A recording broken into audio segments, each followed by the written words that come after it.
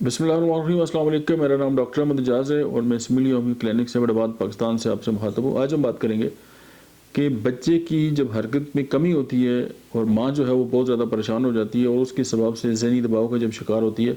تو ایسی کون سی احتیاطی تدابیر ہیں، ایسی کون سی جو غذائی ایڈجسٹمنٹ ہے ہم وہ کر سکتے ہیں، اور اس دباؤ سے چھٹکارے کے لیے ہم کون سی ہومیوپیتھک میڈیسن استعمال کر سکتے ہیں۔ آپ کی صحت کے بارے میں مزید ڈسکس کرنے سے پہلے اس ویڈیو کو لائک کریں، ڈاکٹر احمد اعجاز آفیشیل یوٹیوب چینل کو سبسکرائب کریں اور بیل آئیکن پر ضرور کلک کریں۔ سب سے پہلے یہ ہے کہ اگر ذہنی دباؤ ہے اور ظاہر نیگیٹو تھاٹس آ رہی ہوتی ہیں کہ جی حرکات کم ہو گئی ہیں اور لوگوں نے باتیں بھی کی ہوتی ہیں، تو بندے کے ذہن میں فوری طور پہ اس طرح کی چیزیں، تو پھر ظاہر باڈی کے اندر جو تبدیلی ہے ہارمونز میں، جب اس کا بیلنس جب ڈسٹرب ہوتا ہے تو ظاہر ذہنی دباؤ اور پھر اس طرح کی جو چیزیں ہیں وہ ایک نارمل بات ہے۔ تو اس میں سب سے جو عام بات ہے کہ وہ آپ کی جو سوچ ہے نا وہ مثبت ہونی چاہیے،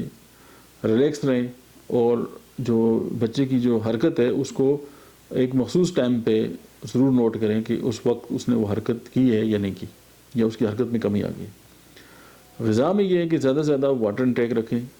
اس کے بعد ایسی غذائیں استعمال کریں جو ماں اور بچے دونوں کی جو انرجی ہے باڈی کی اس کو بڑھا سکیں، اور اس میں جو سب سے بیسٹ ہیں وہ آپ کے ڈرائی فروٹس ہیں اور گری دار میوے وغیرہ، اس کے بعد دہی ہے اور دودھ ہے۔ تو یہ جو غذا ہے وہ بہت ضروری ہے اگر بچے کی جو حرکت اس میں کمی آ گئی ہے اور اس کے ساتھ آپ ذہنی دباؤ جو ہے وہ محسوس کرتے ہیں، کیونکہ باڈی میں اگر میگنیشیم کی بھی کمی ہو تو انسان ڈپریشن میں چلا جاتا ہے۔ اچھا، ہومیوپیتھک جو میڈیسن ہے جو بچے کی حرکت میں کمی کے سبب جو ذہنی دباؤ ہے اس کے لیے ہومیوپیتھک میڈیسن جیلسیمم جو ہے